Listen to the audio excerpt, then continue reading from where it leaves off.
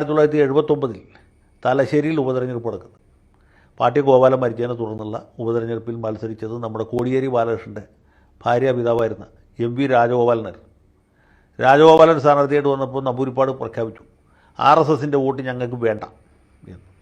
അതോടൊപ്പം തന്നെയാണ് കാസർഗോട്ടും തിരഞ്ഞെടുപ്പ് നടക്കുന്നത്. അവിടുത്തെ സിറ്റിംഗ് MLA TI ഇബ്രാഹിം മരിച്ചിട്ട് നടക്കുന്ന തെരഞ്ഞെടുപ്പിൽ BM അബ്ദുറഹിമാനാണ് അഖിലേന്ത്യാ ലീഗിൻ്റെ സ്ഥാനാർത്ഥി. ഈ തലശ്ശേരിയിൽ വോട്ട് വേണ്ട എന്ന് പറഞ്ഞ മാർക്സിസ്റ്റുകാർ കാസർഗോട്ട് വോട്ട് വേണ്ട എന്ന് പറഞ്ഞില്ല. കാരണം കാസർഗോട്ട് ജനസംഘം വളരെ ശക്തമാണ്, പണ്ട് തൊട്ടേ ശക്തമാണ്. അങ്ങനെ ജനസംഘക്കാരുടെ വോട്ട് ഇഷ്ടംപോലെ വാങ്ങിച്ചിട്ടാണ് അവിടെ BM അബ്ദുറഹിമാൻ ജയിച്ചത്. BM അബ്ദുറഹിമാൻ കുറച്ച് ആളെ MLA ആയിരിക്കാൻ പറ്റുള്ളൂ അപ്പോഴത്തേക്കും അടുത്ത തെരഞ്ഞെടുപ്പ്. അങ്ങനെ ഉള്ള സംഭവങ്ങളുണ്ടായിട്ട് അഖിലേന്ത്യാ ലീഗുകാർക്കൊന്നും അത് ഹറാമായിരുന്നില്ല. ഇനി അതിലും വലിയ തമാശ വരുന്നേ ഉള്ളൂ. മാർക്സിസ്റ്റുകാരുമായിട്ട് തെറ്റി ജനതാ പാർട്ടി തന്നെ അവരുടെ മുന്നണിയിൽ നിന്ന് പോയി.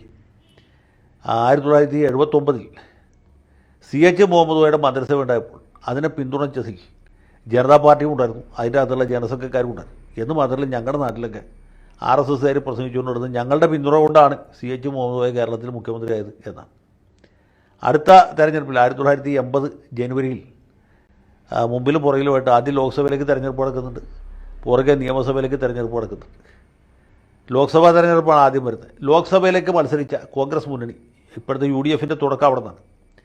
UDF സ്ഥാനാർത്ഥി കാസർഗോട്ട് മത്സരിച്ചത് O രാജഗോപാലൻ, സാക്ഷാൽ ജനതാ പാർട്ടി നേതാവും ജനസംഘ നേതാവും ഇപ്പോൾ മുതിർന്ന BJP നേതാവുമായിരിക്കുന്ന O രാജഗോപാലൻ മത്സരിച്ചത് കാസർഗോട്ടാണ്.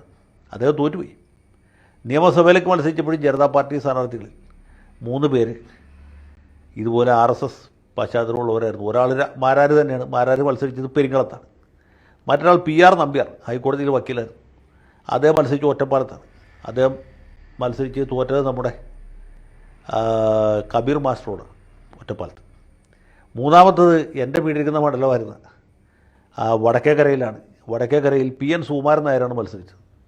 ജനതാ പാർട്ടി സ്ഥാനാർത്ഥിയായിട്ട് കോൺഗ്രസ്സുകാരുടെ പിന്തുണയോട്ട് ലീഗുകാരുടെ പിന്തുണയോട്ട് മത്സരിച്ചത് PN സുകുമാരൻ നായരാണ്. അദ്ദേഹത്തെ എതിർത്തതും തോൽപ്പിച്ചതും CPM നേതാവ് TK അബ്ദു തന്നെയായിരുന്നു. അപ്പോൾ ഇതാണ് ആ തെരഞ്ഞെടുപ്പിലുണ്ടായ ചരിത്രം. കൂടുതൽ വാർത്തകളും വിശേഷങ്ങളും നിങ്ങളിലേക്ക് എത്താൻ ABC മലയാളം സബ്സ്ക്രൈബ് ചെയ്യുക, ബെൽ ബട്ടണും അമർത്തുക.